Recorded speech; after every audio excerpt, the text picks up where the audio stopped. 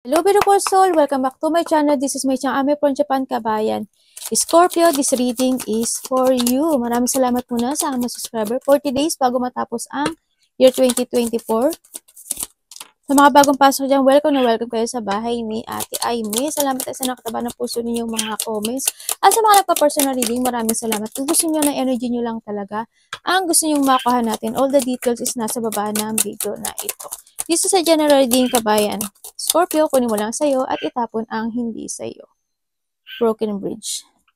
Maaaring nangyayari or mangyayari pa lang. Use your own intuition, labakan natin ang ating isipan. Napakarami yung energy sa mundo ito. Kaya hindi ito basta-basta magre-resonate sa inyo. Kung hindi ito magre-resonate sa inyo, don't bother. Arte ni ate, no? Don't bother. Huwag nila lang ipilit. Siyempre. Scorpio. Oh, we have the rainbow. There's a rainbow after the rain. May magandang mangyari sa'yo in 40 days. Nabalik na yung sigla mo. Tama na ba ako? 1, 2, 3, 4, 5, 6. Oh, tama naman. And we have the mountain. You are on the road to success. Congrats. Have faith lang and pay attention. Okay. Kailangan ngayon sa'yo is mga pagbabago when it comes to a decision. It's time to awaken and also learning from the past. This is time to decide, no? Show me, show me, show me, show me. Ay, we have the married. May tao dito na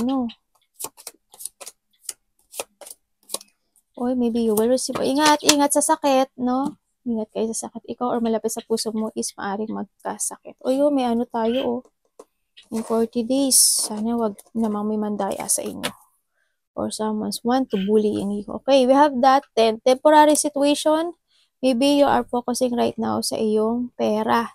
No, magpe-pay attention or you need to pay attention to your money this time in 40 days kasi 2025 is papasok na in the hills, obstacles to overcome.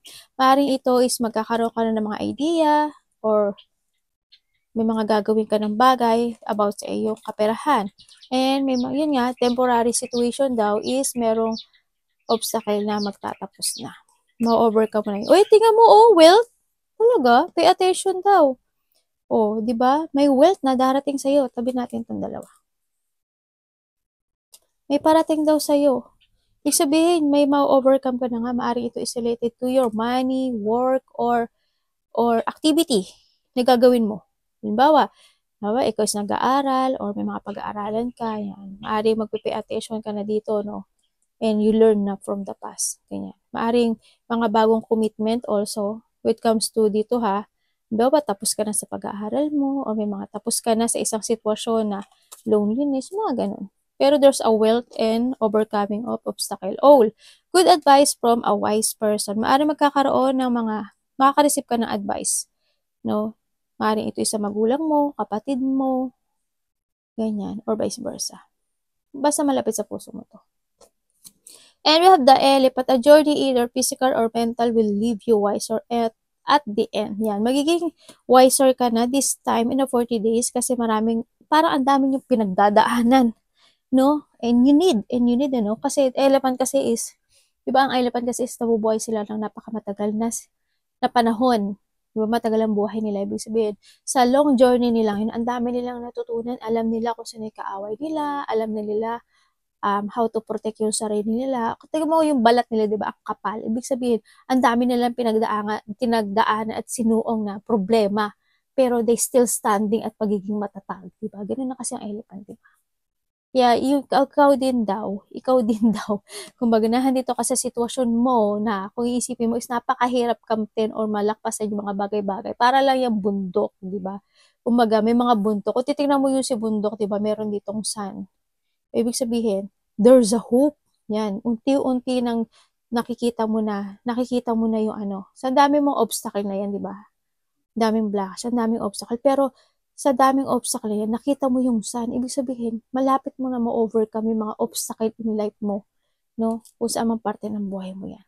Sinasabi rin dito na may tao na maaring they want a commitment sa'yo, no? So nakita ko dito. Pero pa rin natin. Tingnan natin. About saan si commitment? Bakit Scorpio? Tingnan natin si married. Ano yan? A friend? There's a friend na wala commitment sa'yo. Pero, ano nangyari? Okay. Sinabi na sa akin ano nangyari. Okay. May tao dito na someone want commitment, no? Maybe you are related to a fire of Leo. We have the fire in Sagittarius. And we have the fire and Pluto also. Ang dami mo naman fire. And we have the fire. Ayan, Leo. My goodnesses. Okay. And we have the two of Pentacles pala. The Earth and Capricorn. Maaring... Well, wala naman ako. Element lang naman to in energy, ha? Andito yung sitwasyon na may tao dito na they want... Maaring ikaw is a married or you have a boyfriend, girlfriend, or a friend, ganyan. Ako nakikita na tinutuloy mong friend, pero siya hindi niya tinutuloy na friend. Someone want to commit, no? Sa nakita ko dito. Pero ang nakikita ko sa kanya, ang nakita ko sa iyo, you put boundaries, no? And maaring kayo, tao na to is nag-aaway kayo or nagkaroon kayo ng conflict, ganyan, nagkakaroon kayo ng argument, malaki man o maliit to, sitwasyon na to, nagkakaroon ng tension sa inyong dalawa. Kumbaga na handun yung this relationship is in balance. Maaring handun yung wala kang tiwala sa kanya, hindi ka believe sa kanya, or itong tao na to is talagang nagtatalo kayo dahil salungat ang inyong mga thinking, no? Andito yung hindi kayo nagkakasundo. Maaring isa sa inyo is mataas ang ego, no? Andun yung sitwasyon na lack of control kayong dalawa at lack of cooperation, no? Kaya hindi kayo pwede sa isa't isa sa nakita ko dito. Pero itong tao na to is they want commitment sa'yo, and then kaso you are enlightenment. Nagkakaroon kayo ng awakening and you want to transform, or handito na yung sitwasyon na gusto mo magdesisyon to start a new beginning in your life. Pero sa ngayon kasi is just try to control and you try to balance yung sitwasyon na to, no? Sa nakita ko dito. May mga gusto ka nang gawin, gusto mo na matapos yung sitwasyon mo ngayon, pero may mga dapat ka munang i-priority daw, no? May mga ginagawa kasing priority or task dito sa relationship na to. Ano po iyon? Kasi gusto mo na ng ibang direksyon. Ano yun? Oh! Maaring ito is nagkakaroon kayo ng, kumbaga nahandito yung sitwasyon na maaring kayo is may anak, or maaring you have a responsibility sa tao na to because of the money. No, sa nakita ko ganun.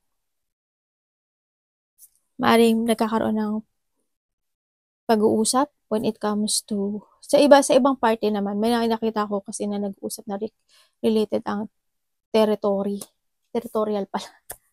Territorial. Tapos yung iba, yung when it comes ito sa commitment kasi na to, nakikita ko na na siguro may nakakonect sa inyo. Either kailangan niya ng pera, ganyan, o kaya nakakonect sa inyo kung may anak kayo, ganun, maaring, may nakita ko may anak dito.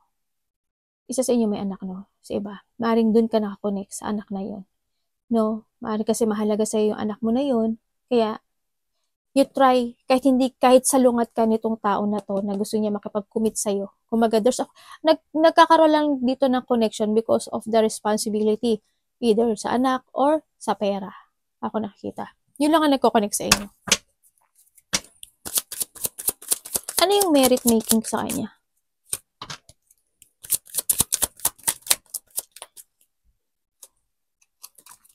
We have the Earth. Ano yan? About sino? Ano ba yan?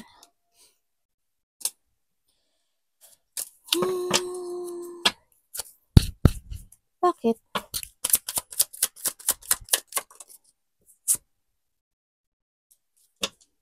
And the Justice.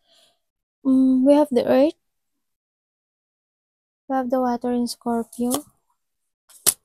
We have the air in Uranus, and we have the Earth in Virgo. Then we have the Death. And the Scorpio, this is you, the Death, no? Ibig sabihin, umiyak yung anak ko. Okay. When it comes dito is nagkakaroon ka ng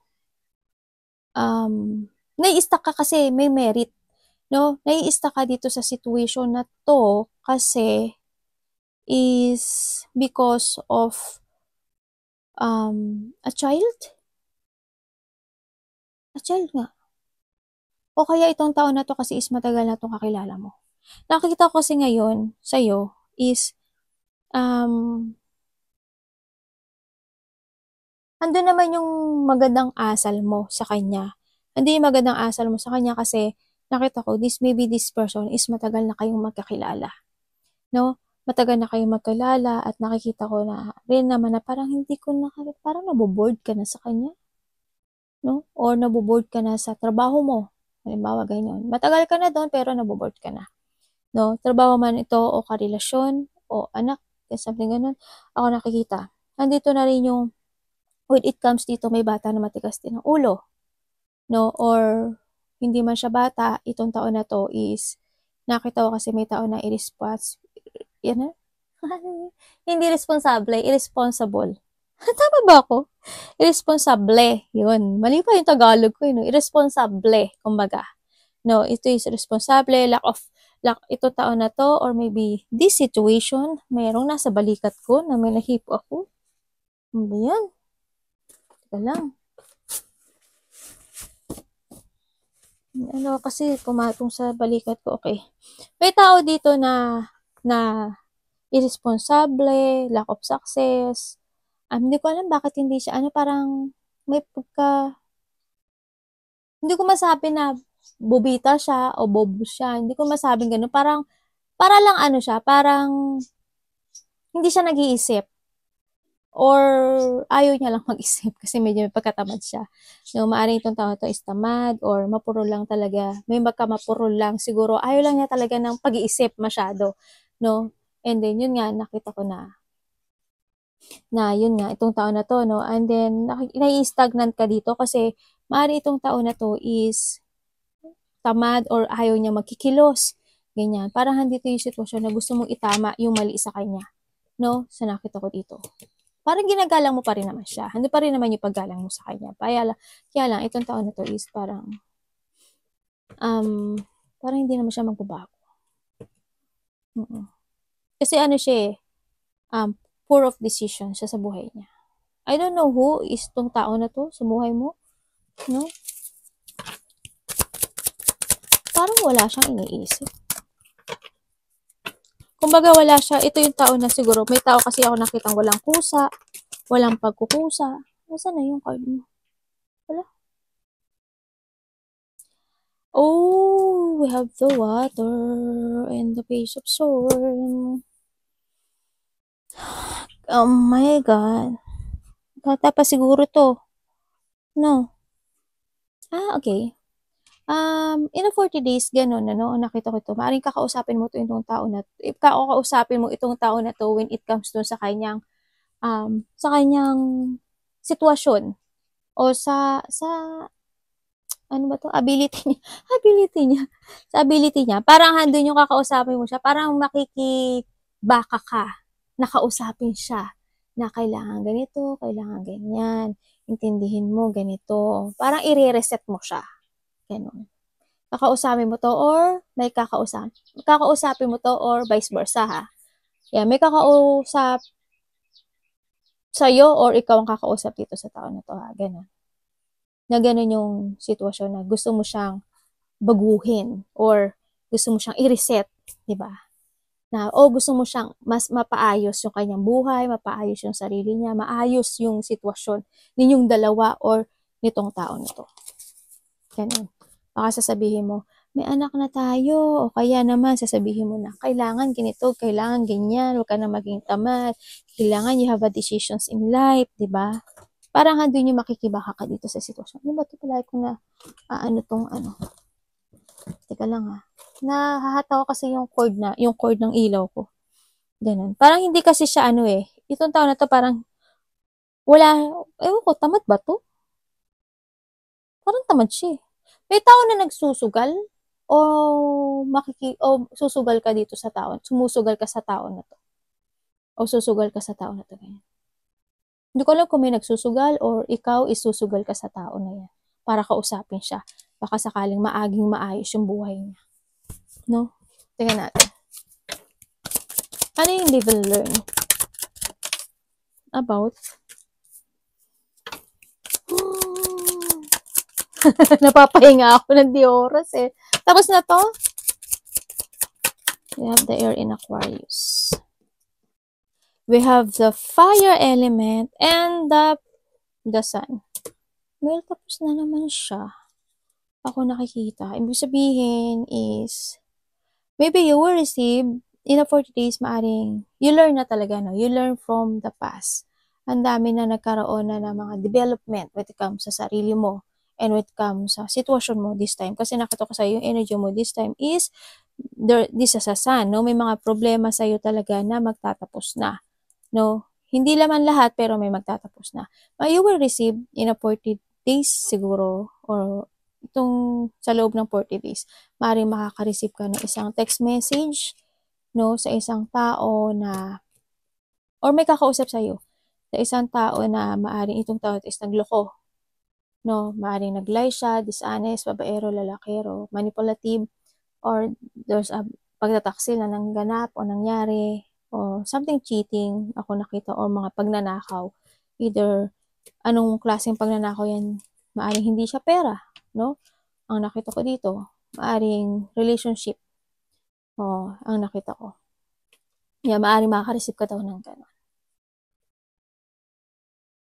And sa iba naman sa inyo is, you will experiencing na isang tao na kayo is, o maaring na-experience mo na to, o maaring pinag-aaralan mo itong tao na to, na kung talagang siya is nagsisinungaling or totoo or dedicated siya sa kanyang mga gagawin this time.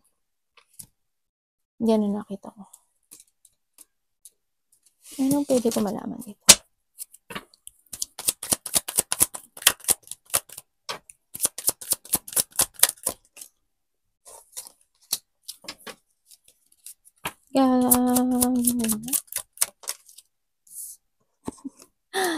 Diyos mayo, hindi pala. Okay. May kakausapin ka kasi gusto mo siyang itama.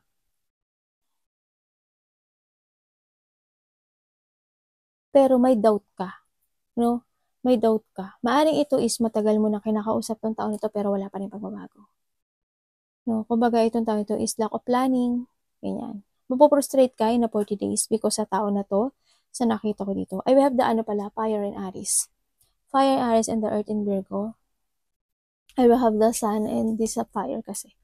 Maaring mapoprostrate ka sa tao na to kasi maaring matagal mo na siyang nakakausap na ganito na puro na lang siya kasinungalingan, ganyan. As in sinungaling, sneaky person, mandaraya, ganyan. Ganon. Hindi siya totoong tao. Pero nakikita ko tinutulungan mo siya. Maybe you're helping this person. So, nakita ko dito. Pero, mapuprostrate ka daw sa kanya. Kasi, ang nangyari sa kanya, kinakausap mo siya, pero hindi siya natututo. No? Tuloy-tuloy pa rin yung pagsisinungaling niya. Kumbaga, handun pa rin yung, tuloy-tuloy yung pagkakaroon mo ng disappointment sa kanya. Kumbaga, siya, nagiging pangit yung outcome. Kahit kausapin mo siya, parang, walang nangyayari. Ganyan. So, andito rin yung maaring ikaw, or vice versa, maaring kakausapin mo itong tao nito, pero magkakaroon ka ng self-doubt, no? Na, kasi wala na yung tiwala, no? Sa nakita ko dito. And also, sa iba sa inyo is maaring may tao ako nakikita na magkakaroon ng decision making to move on or moving home. Ako nakikita. May moving home ako nakikita actually. May moving home. Decision to moving home. Maring you will escape. You will escape sa isang sitwasyon na alam mong hindi na mag-work sa'yo anymore. Yun ang nakikita ko. Maring sa trabaho, sa karelasyon, o ano mabagay yan na alam mong hindi nag-work. Aalis ka na daw doon. No? Alis ka doon sa sitwasyon na yun. Kasi alam mong hindi mag-work. you will getting away with something, no? Para magkaroon ka na, kumbaga magkakaroon ka na ng enlightenment dito eh. Magkakaroon ka na ng enlightenment.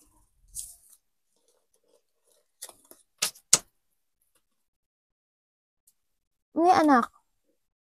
Ano yan? Nasa nguso mo? Patingin. Eh, puro nguso mo, oh. Patingin. Ano ko? Kasi yung nguso niya, puro ano yun, oh. Puro pagkain. Patingin.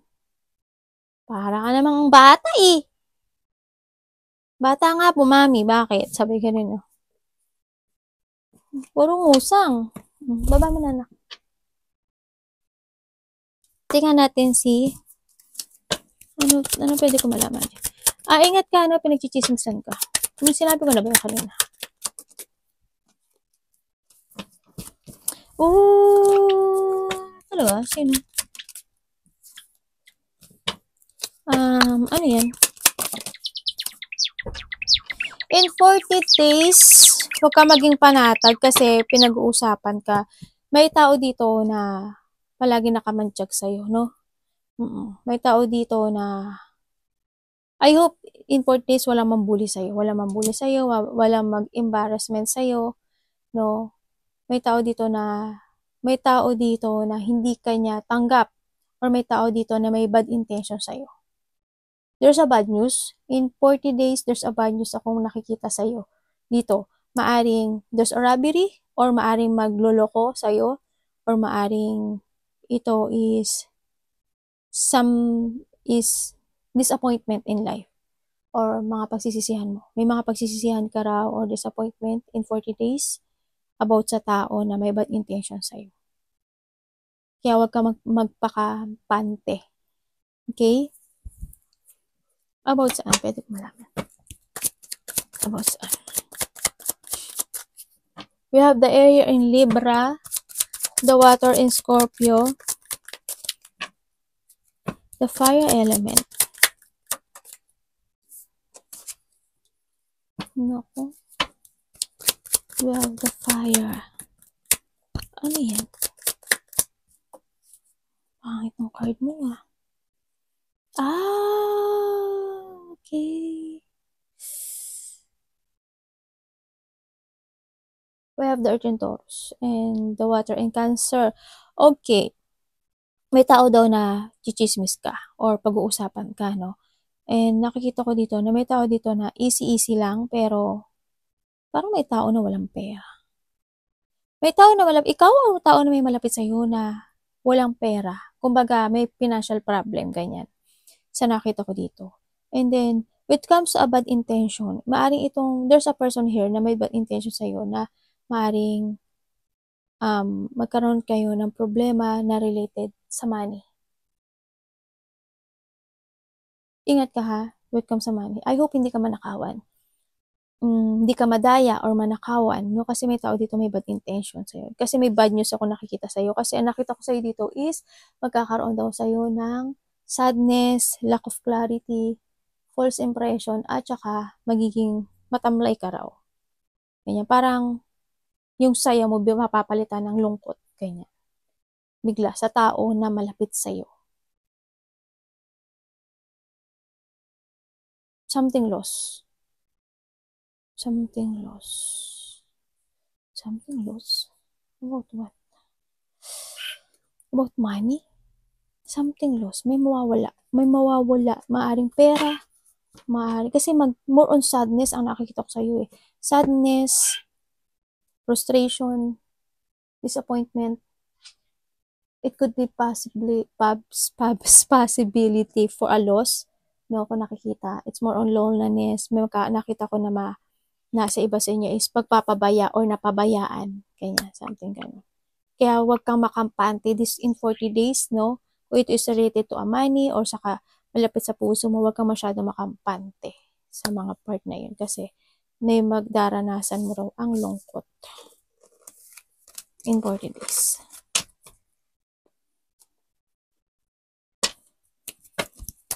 Ano po yung robbery sa kanya? Baka manakawan ka ha? Or may mawala sa yung bagay. No? About Oh my God, totoo ba ang sinasabi ko? About si ano? Aray ko. Teka lang, ano ko yung ano ko, iPad ko. Ay, tapos na pala. Okay, we have the fire in Aries, we have the earth in Taurus, the air in Aquarius, and we have the earth in Capricorn, and the fire in Leo. Okay, ingat ka, kasi mananakawan ka. There's a sneaky person here. And then,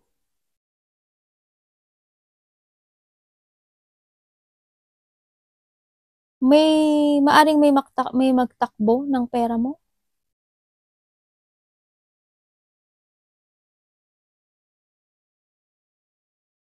Kung ikaw is nakikipag-usap by internet, ingat ka. Or hindi man siya by internet, basta ingat ka kung sino man ito. When it comes to money, maging smart ka, ha? Kasi nakikita ko dito is may mai-scam. May pagnanakaw, losing something valuable, and then may taong sakim, may tao na sarili lang iniisip niya, may tao na manggagamit na handyan sa sayo kasi they using you because of the money. Kasi sinusuportahan mo siya. No? Pwede rin kasi dun yun. Isa rin yun sa pagnanakaw, di ba? And then, andito rin yung maaring may mga unpaid na babayarin o kaya naman is may mangutang sa'yo na hindi siya makabayad, ganyan. May mga extortion, may mga tao na mag-a-abuse ng power mo at hindi ka i-value. May taong hindi ka i-binavalue. Mag-ingat ka. It's more on sneaky, it's more on pandaraya, liar, dishonest. Mag-ingat ka. You need to keep. Baka yung mga ipon mong pera o yung mga anong tawag doon? Pinapahalagahan mong money is mawala sa'yo ng basta-basta. Mag-ingat ka pa rin. Loneliness. Yan o. Or on loneliness, disappointment, isolation. Frustration to ah. Ayan. Bakit? Nandiyan si ano? Anong kaganapan?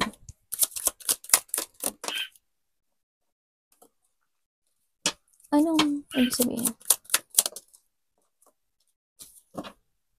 Okay, thank you.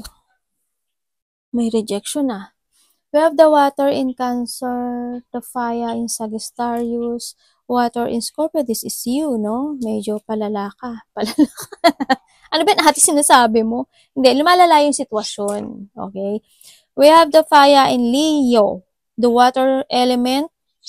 We have the water in Cancer, and we have the earth in Virgo. Okay. Nagkakaroon talaga ng mga disappointment, mga dullness, medyo masama ang pakiramdam mo, no? Nasama yung pakiramdam mo. Nagkakaroon ng isolation because of the person na gagamitin ka lang. Maaaring magkakaroon sa iba sa inyo ng breakup or hindi pagkakasundo-sundo. Magkakaroon ng inequality or hindi kayo magkakasundo ng tao na malapit sa puso mo. Also, may tao dito na nahandyan lang siya sa'yo or vice versa. Dahil nga, sabi ko sa'yo dito, dahil nga na you give support sa kanya. No? O may binibigay ka sa kanya. Pero nakita ko naman na ikaw or siya is walang pagmamahal na nakikita ko dito. No? Andito rin yung nakikita ko na yung mga sitwasyon na wala ka daw magagawa. Makakaramdam ka rin ng takot. May mga sitwasyon daw na pag walang kilos or something wala kang magagawa. Wala ka nang magawa or wala kang magagawa. Ganyan. Sitwasyon. Kahit nakausapin mo is wala. May mga sitwasyon na you want to move on or you want ng positive destination or clear path sa buhay mo. Maghahanap ka daw ng gano'n. Mga solutions in life, mga paano aayusin ang isang bagay, paano mag-transform, kumbaga paano mag-start, mahanapin mo daw yung sitwasyon na yun. Pero ang nakita ko dito is maaring walang destination for a while sa nakita ko dito. Kasi maybe may stuck ka dito or is more on dissatisfaction, and then maghihintay ka ata ng sign kung paano mo masusolusyonan or paano ka lalabas dun sa sitwasyon na yun, sa nakita ko dito. Kasi you want to ship or transform sa nakita ko dito. Pero nakita ko dito is walang mangyayari pa. And sinasabi naman dito, you need to give effort, no? Hindi naman kailangan magmadali. Yun nga, may mga problema and burden in 40 days na nakita ko dito. Hindi naman daw kailangan na magmadali. Kailangan dito is development. Kailangan mong alamin yung mga advantage, disadvantage, paano magsimula. Also, kailangan mo daw maging dedicated sa goal mo. Give effort. Kailangan dito ng progress, no?